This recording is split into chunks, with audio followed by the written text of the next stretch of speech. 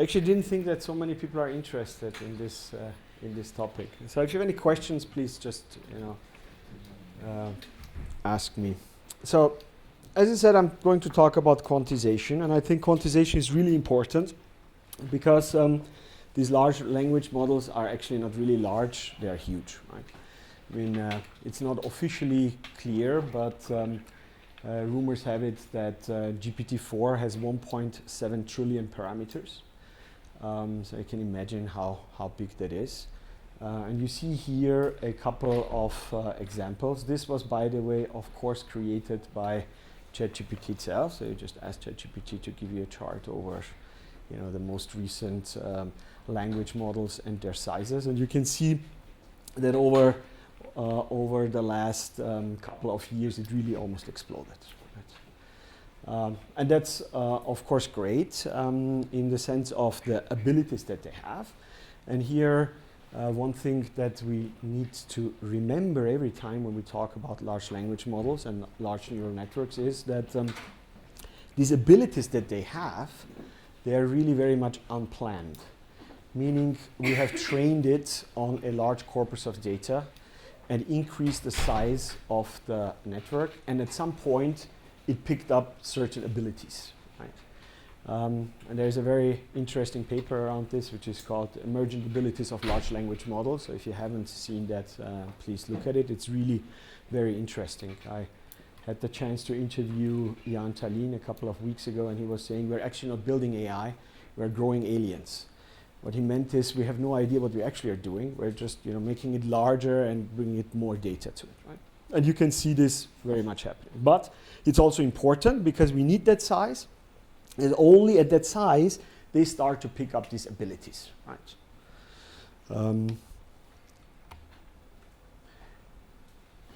As you, of course, know, that neural networks have weights, and these weights are represented usually as floating point numbers. And I think it's important to just recall how floating point numbers are stored. So I have a very easy question as a warm-up. How many numbers are between 0 and 1? Indefinitely, right? That's absolutely correct, but a computer can't represent, of course, in that many numbers.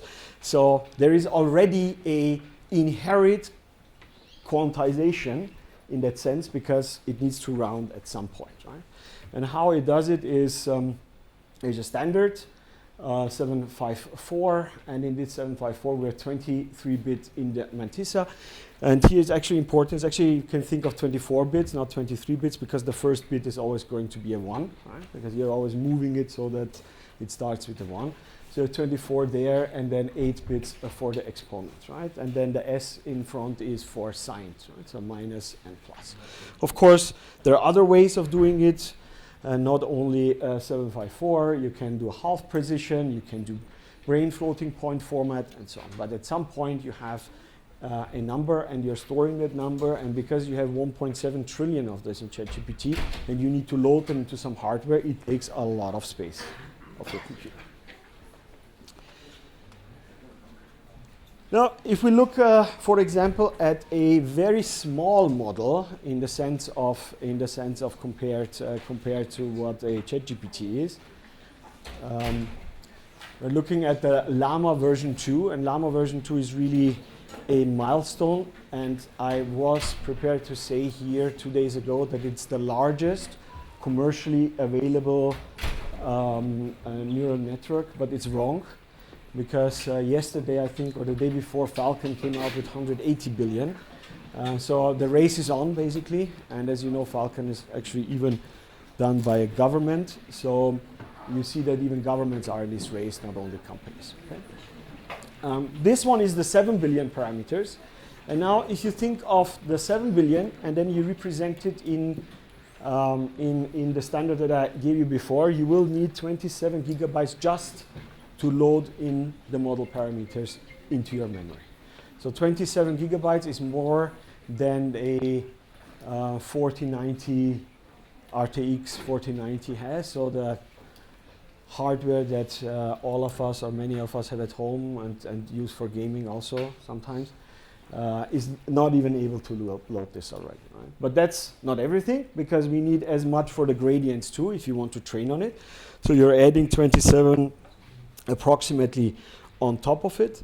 And then, of course, as you know, you have an optimizer, and the optimizer also needs some memory, and it's roughly double. So we have 54 gigabytes there, which is a total of over 100 gigabytes, 108 approximately, right? That's huge.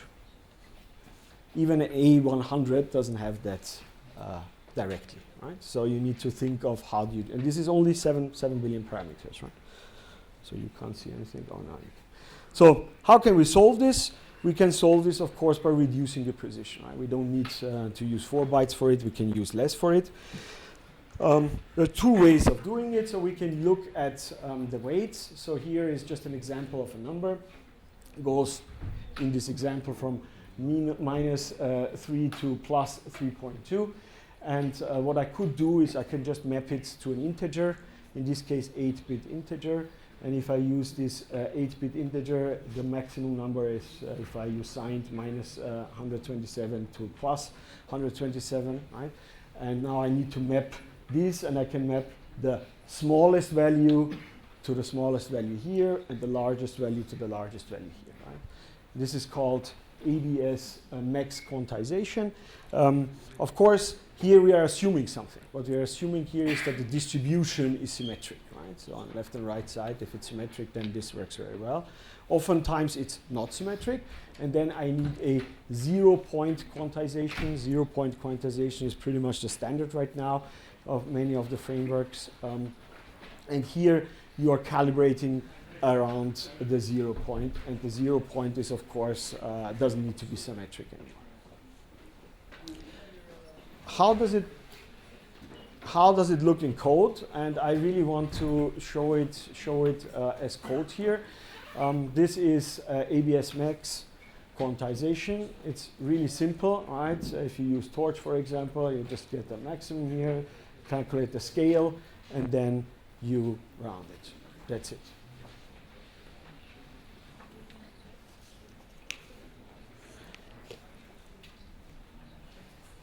Just waiting that people come in or out. Okay. So the next thing we can do is, if we do 0 point, it's again just a few lines of code to do the 0 point quantization. Really not very difficult. I have, by the way, put also into that folder a notebook that you can download, where all this code is there, and you can execute it, and then you can see how it behaves. Now, what I'm doing next is I'm taking here just loading a model. I think you are pretty much familiar, or many of you will be familiar with this code. I'm using the transformers here, loading it into memory, and then printing out the size, of course. And then here I am actually using now these 2 methods, the ABS max as well as the 0 point, to recalculate, to quantize the whole model. Okay, you see that it's just really literally a couple of lines of code to achieve that. And after I have done this, I am using it to actually generate a text. And at the top, you will see the original generated text by the original model, and then these two versions of it. And here is an output. I gave it as an input. Most of the energy received by the sun is. And of course, I wanted to say it is radiated back to space, right? We always forget this. The sun is actually not giving us energy. It's giving us low entropy energy, right? And we are converting it to high entropy. And you see at the top the sentence, and the 2 below, they are not, they're okay.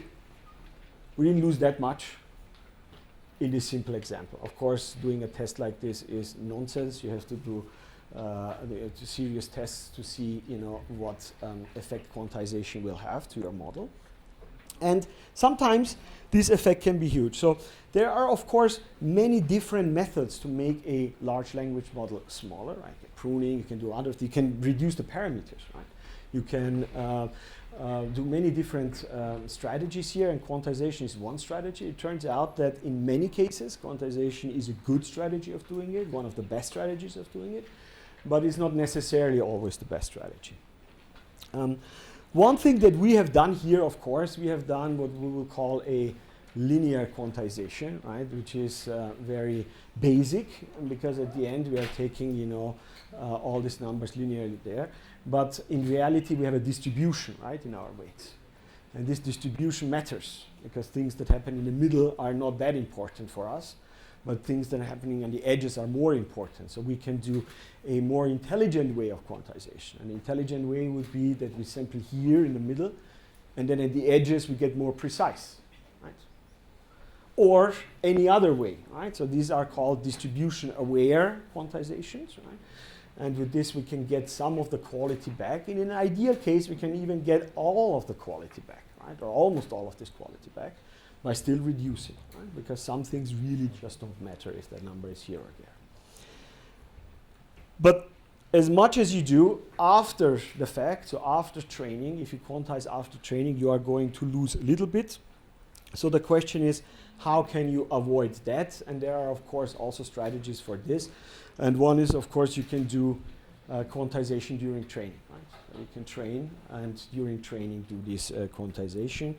And there are two very common ways of doing this. One is called knowledge distillation, and here we have a teacher and student, basically. The teacher is our large language model or our, you know, AI model without quantization, and the student is with quantization, and then basically the one is generating data and the other one is then being trained on this, right? With this, we are training basically a new model that is from ground up already quantized, right? And with this, we're trying to avoid the issue of losing at least as much as we would lose if you do it after the fact. Another way is really we can also do quantization-aware training, right?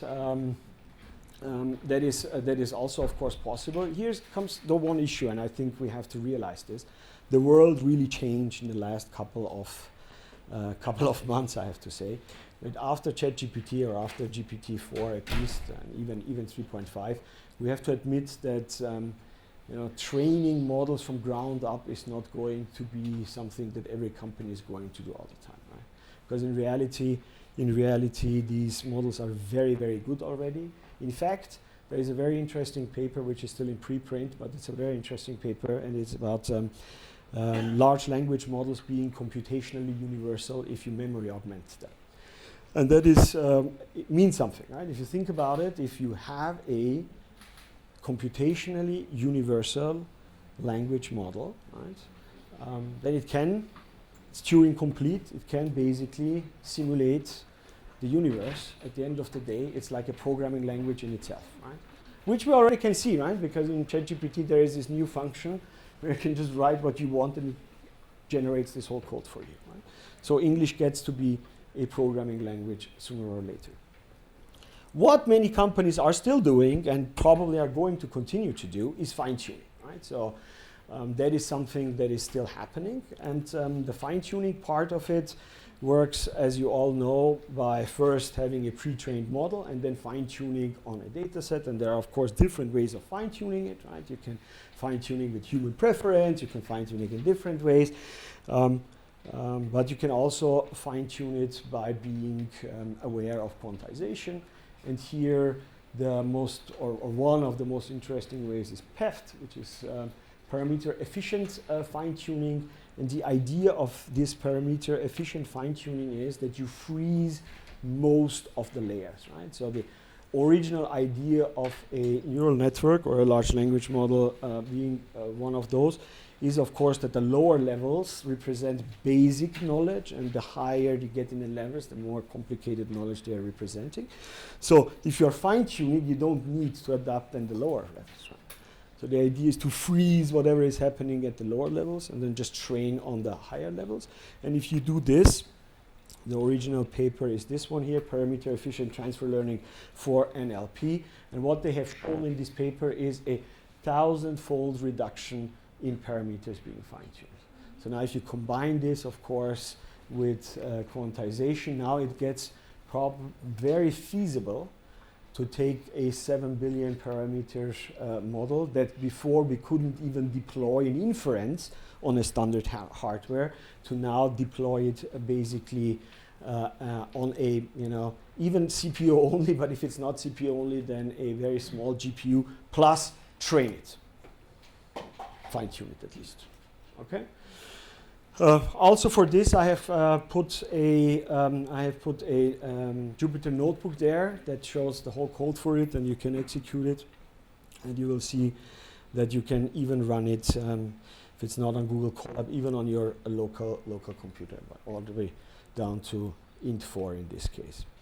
There are, of course, adaptations like LoRa and QLoRa. I'm sure you've heard of those. Microsoft Research, very important things. Why are they important? They are important because the three most famous frameworks to do quantization right now are these frameworks: is GGML, GPTQ, and NF4. All of you have heard or have used them. Even if you are not aware that you have used them, you have probably already used them, right? And they differ a little bit. We can start with GGML, which is simple and very fast for post-training quantization, right? And then if we go to GPTQ, it's more accurate, much higher accuracy than GGML, but also much slower, right? And if you follow the bloke or some others on Hugging Face, you will see that every time a new model comes out, even before it's accessible for most people, right, they already have a quantized version there. Right? The bloke, I think, is a good person or company to follow on Hugging Face because he always uses these two things, the first two, to do a quantization, like literally immediately after the model is announced almost. And then we have NF4, which you can also use. That's the one that I've also used in one of those Jupyter notebooks that I've put there. So the idea is pretty simple. The idea is to lower the precision. In an ideal case, we do it during training or during fine-tuning, but if we don't do it during fine-tuning, then at least we can do it after the fact, but hope for not increasing too much loss to it, so losing too much of our accuracy of the model. Any questions? What about trade-offs in increase complexity of computation between a lower increase complexity computation and lower resource requirements? I mean, when we try to apply quantization during learning, will it make learning much slower because we increase because we apply much more computational during training? Yeah, that's a good question, and of course computation is also an issue. That's why it's important, right? And the memory is not the only issue here. Quantization is really about memory, but gentleman is very right. Computation is also an issue. Actually, computation is a very big issue, right? Because if you think about it, that computation is an issue because Moore's law that was valid for decades is not valid anymore. And then we need more optimized code. This gentleman here, for example, is doing a lot of work in this area, also a lot of open source work, but also developing very fast code. So yes, you're right. It's necessary to think about those things. But in fact, it's still a smaller problem that you're introducing than solving solving the memory problem of a computer. So yes, you can get slower, and sometimes you can even get not visibly slower, but it can happen.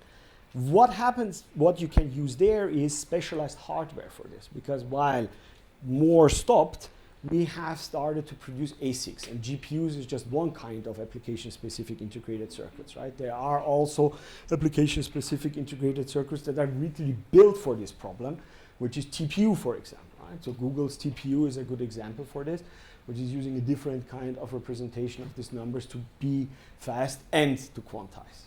Right? So I think the solution there is dedicated hardware for it. Other questions? Okay. Sorry, I'm here. Thank you for your presentation. It was very interesting. And my question is about the specular. Maybe you heard about this method. It's like GPT cube plus some additional feature about outliers. So why didn't you mention it here? Because it's like the latest maybe.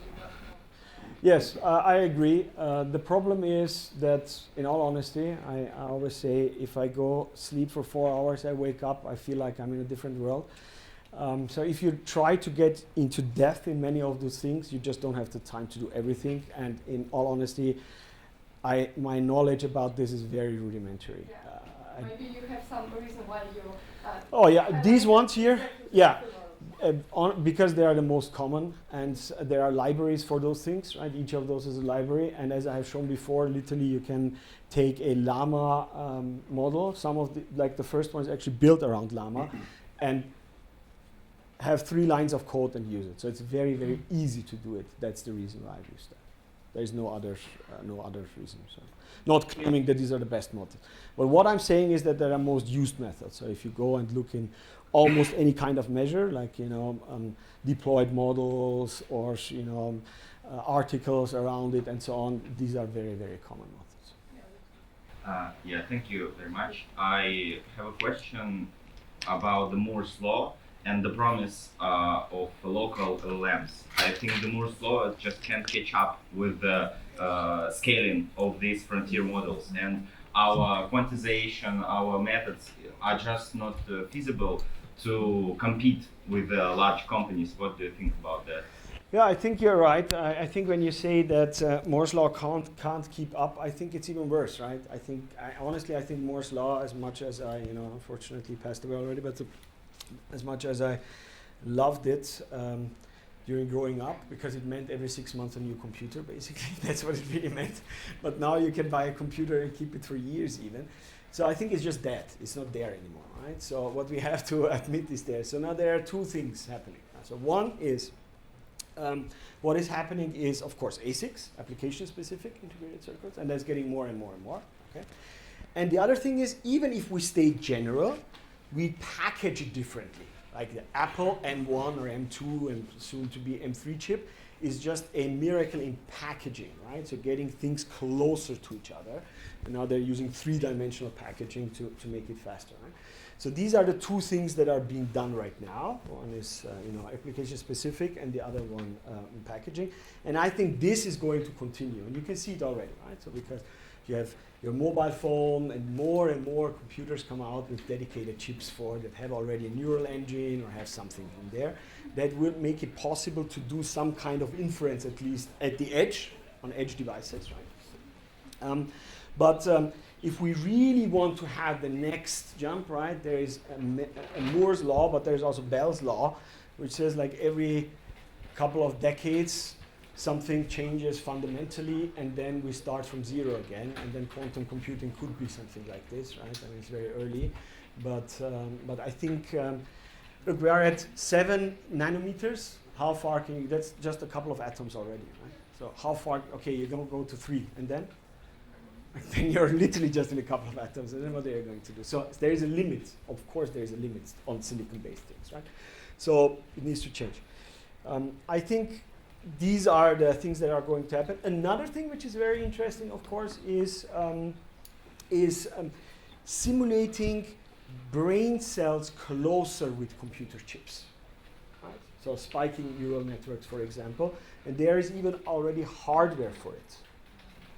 By the way, a very interesting project. If you email me, I can send it to you. There's even biological hardware for it. So a university in Switzerland, don't ask me which one, I forgot unfortunately, took brain tissue, like neural cells, that you can now literally program, like real biological things, right? So that's the other direction that they're going. So closer to how the brain works, right? Because the promise there is that we have about what, 80 billion neurons here. Of course, now glial cells are also very important, but if we just ignore it for 1 second, and we can do all these things that this 1.7 trillion can do. Right? So the idea is that could downsize it. But a real solution, I don't know. Hi, John. Thank you very much for the presentation. If we think about a mixture of experts and you have multiple models, is it realistic to think that we could train extremely small models that are task specific and we can use quantization to get there? Well, I mean, I have put a lot of money behind it because I think it is. At the end of the day, I think it is, and it's what we need to do to exactly circumvent the problem the gentleman is saying, or this gentleman is also talking about. So I do think it is feasible and it's possible in an almost automated way. Maybe not exactly like a mixture of expert works, because after all, mixture of experts is using the same memory, right? So they are basically on the same neural network, but the specialization in some parts of it. But you can like abstract it away, right? Just think of it's like literally different neural networks, and then one is deciding where to go, and then they go there. I think that makes a lot of sense right now, and it probably will make sense another couple of years. But yeah, I do think it's also the most safe way for any company to go to.